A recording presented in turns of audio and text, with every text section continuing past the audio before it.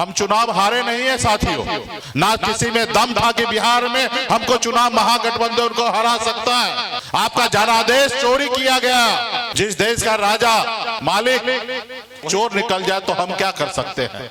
देश के चुनाव आयोग अगर अपना काम सही से नहीं करने लगे तो हम क्या कर सकते हैं। लोगों को लगता है कि मुकेश सहनी तेजस्वी जी हार गए, ये गलत फहमी में कोई ना रहे। ये चुनाव हमारे लिए नहीं है, ये चुनाव आपके लिए था साथियों। बिहार के 13 करोड़ जनता के लिए चुनाव था, मुकेश सहनी और तेजस्वी के लिए नहीं था। आज मैं अगर आपके सामने में सीना तान के खड़ा हूं तो ये बाबा साहब भीमराव अम्बेडकर का संविधान का देन है साथियों। ये संविधान किसके लिए है? ये संविधान गरीब लोगों के लिए है, जो वंचित है, कमजोर है, किसान है, उनके लिए संविधान है। और आज देखिए संविधान को किस तरीके से लोग कुचल रहा है। 50 साल पहले 1975 में इंदिरा गांधी जी देश के प्रधानमंत्री थी, लेकिन उन्होंने चुनाव में सरकारी अफसर को उन्होंने इस्तेमाल कर लिए, जिसके लिए इलाहाबाद हाई कोर्ट ने उनका सदस्यता रद्द कर दिए। बताइए कि संविधान कितना स्ट्रांग था कि एक देश के प्रधानमंत्री अगर कुछ गलत किए तो उनका सदस्यता रद्द कर दिया गया। साथियों, आज क्या हो रहा है? आज मैं अगर आपके सामने में सीना तान के खड़ा हूं और आपके सामने में अगर अपनी बात रखता हूं तो ये बाबा साहब भीमराव अम्बेडकर का संविधान का देन है साथियों, जो आज मैं पढ़ लिख कर मुंबई जैसे शहर में मेहनत मजदूरी करके कामयाब इंसान बनकर आज आपके बीच में हूं साथियों। तो इसलिए संविधान के लिए ये लड़ाई लड़ना है। ये संविधान किसके लिए है? ये संविधान वो गरीब लोगों के लिए है, जो वंचित है, कमजोर है, किसान है, उनके लिए संविधान है। अगर चाहते हैं कि आपका अगर सर उठा के जिए तो इस संविधान आपके साथ हमेशा रहना चाहिए। और आज देखिए संविधान को किस तरीके से लोग कुचल रहा है। आज इसे 50 साल का देखिए कहानी। 50 साल पहले 1975 में इंदिरा गांधी जी देश के प्रधानमंत्री थी। इंदिरा जय इंडिया, इंडिया जय इंदिरा, दुनिया में इस तरीके से नाम उनका परचम लहराता था। लेकिन उन्होंने चुनाव में सरकारी अफसर को उन्होंने इस्तेमाल कर लिए, जिसके लिए इलाहाबाद हाई कोर्ट ने उनका सदस्यता रद्द कर दिए। मतलब बताइए कि संविधान कितना स्ट्रांग था, कितना मजबूत था कि एक देश के प्रधानमंत्री अगर कुछ गलत किए तो उनका सदस्यता रद्द कर दिया गया। साथियों, सदस्यता रद्द कर दिया गया। और आज देखिए आज क्या हो रहा है। हम चुनाव हारे नहीं है साथियों, ना किसी में दम था कि बिहार में हमको चुनाव महागठबंधन को हरा सकता है। ये संविधान को कुचलने का काम किया गया साथियों। आपका जनादेश चोरी किया गया। हम चुनाव हारे नहीं हैं। जिस देश का राजा मालिक वही चोर निकल जाए तो हम क्या कर सकते हैं। देश के चुनाव आयोग अगर अपना काम सही से नहीं करने लगे तो हम क्या कर सकते हैं। लोगों को लगता है कि मुकेश सहनी तेजस्वी जी हार गए, ये गलत फहमी में कोई ना रहे। ये चुनाव हमारे लिए नहीं है, ये चुनाव आपके लिए था साथियों। ये चुनाव आपके लिए है, बिहार के 13 करोड़ जनता के लिए चुनाव था, मुकेश सहनी और तेजस्वी के लिए नहीं था।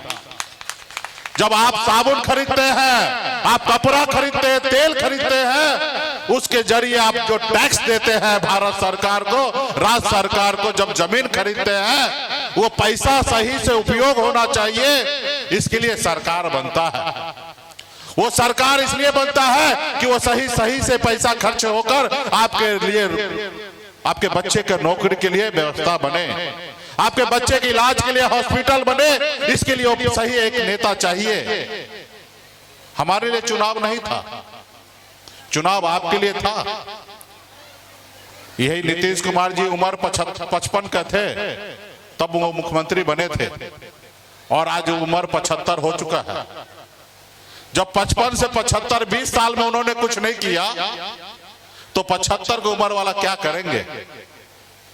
मैं उनके उम्र पे कटाक्ष नहीं कर रहा, उस उम्र पे हम भी जाएंगे और उस उम्र में हम भी जाएंगे और हम भी कुछ नहीं कर पाएंगे।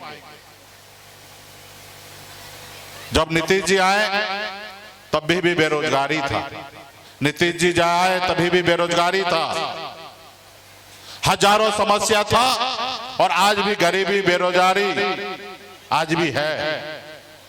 20 साल में बदलाव नहीं हुआ।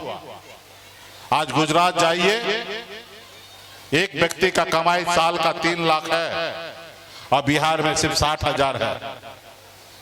वो सिर्फ कह रहे हैं कि हम बहुत विकास किए, लेकिन दिख कहां रहा है? अगर दिखता तो गुजरात के लोग 3 लाख रुपया साल का कमाता है तो बिहार के लोग भी कमाते। अगर विकास होता तो बिहार के लोग गुजरात, बंगाल, उड़ीसा, बंगाल या अन्य जगह महाराष्ट्र नहीं जाते। अगर दूसरे राज्य में जाके मजदूरी करना पड़ रहा है तो इसका मतलब है कि अपने राज्य में विकास नहीं हुआ। और जनता ने मन बना लिया था इस बार कि तेजस्वी प्रसाद यादव जी, मुकेश सहनी के नेतृत्व में बिहार में सरकार बनाएंगे। हमारे पास पिछली बार 2020 में 37% वोट आया और एनडीए का सरकार बना था। उससे अधिक वोट इस बार हम लोगों को प्राप्त हुआ, लेकिन सरकार नहीं बना। क्यों नहीं बना? उन्होंने जनादेश चोरी किया। पहले आपका वोट काटा, बाद में देखा कि इन लोगों ने वोटर अधिकार यात्रा में पूरा बिहार में मुकेश सहनी, राहुल गांधी जी, तेजस्वी जी के नेतृत्व में पूरे बिहार में रोड पर लोगों ने उतर गया। तीनों ने षड्यंत्र रचकर 10-10 हजार रुपया पूरे बिहार में हमारे माता बहन को बांटने का काम किया, जीविका दीदी को, और उनको बताया कि अभी 10,000 रुपया हम दे रहे हैं और हमारी फिर से सरकार बनेगा तो 2 लाख रुपया और हम देंगे। और आप जानते ही कि बिहार में गरीबी है और हमारे माता बहन जीविका दीदी को लगा कि 10,000 दिए 2 लाख और देंगे, और उस उद्देश्य से उन्होंने वोट दे दिया। अब बड़ा संख्या में माता बहन का, जीविका दीदी का वोट एनडीए के पास चला गया, जिसके कारण हमारी सरकार नहीं बनी।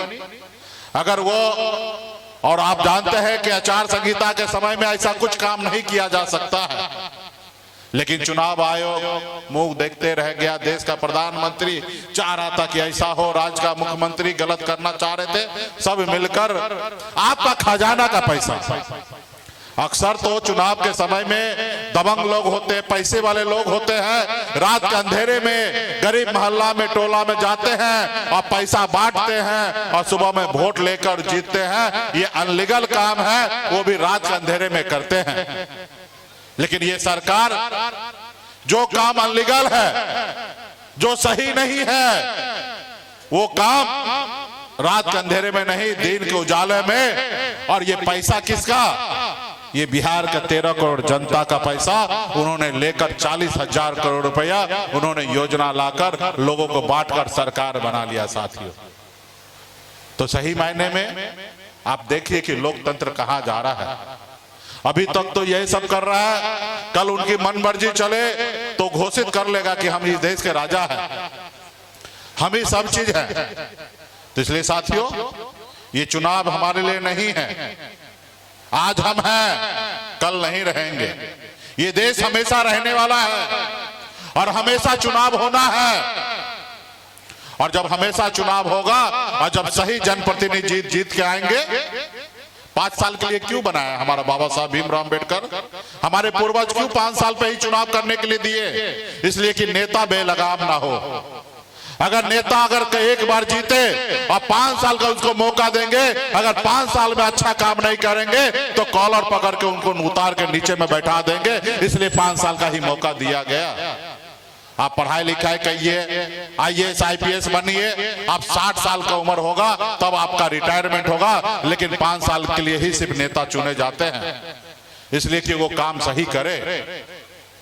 और जब इस तरीके से अगर फर्जीवाड़ा होगा तो कोई नेता नीचे काम करे या ना करे, संविधान को मचल कर कुचल कर वो चुनाव जीतते रहेंगे। तो इसलिए संविधान सही से रहने के बाद आपका तरक्की होगा, आपके बच्चे के साथ न्याय होगा, आज देखिए दबंग लोग मारता है, पीटता है, थाना पुलिस जाइए, आपका कोई सुनता नहीं है। थाना पुलिस में भ्रष्टाचार कितना बढ़ गया है, गरीब के लिए कोई नहीं है। तो इसलिए आज हम लोग मजबूती से आपके हक अधिकार के लिए, एक गरीब का बेटा मैं हूं, मुझे पता है, लोग कहते हैं अपने दिल से जानो पराए दिल का हाल, मैंने गरीबी देखा है और इसलिए अपने आने वाला पीढ़ी के लिए हम लोग लड़ाई लड़ रहे हैं, संघर्ष कर रहे हैं साथियों। और इसके लिए आप लोगों को हमको साथ देने की आवश्यकता है और आप लोगों को जागरूक होने की आवश्यकता है। सही को सही, गलत को गलत कहने का ताकत आप में है और जब आप सही का सही और गलत का गलत करेंगे तभी ये देश हमारा महान बनेगा साथियों, तभी ये देश महान बनेगा।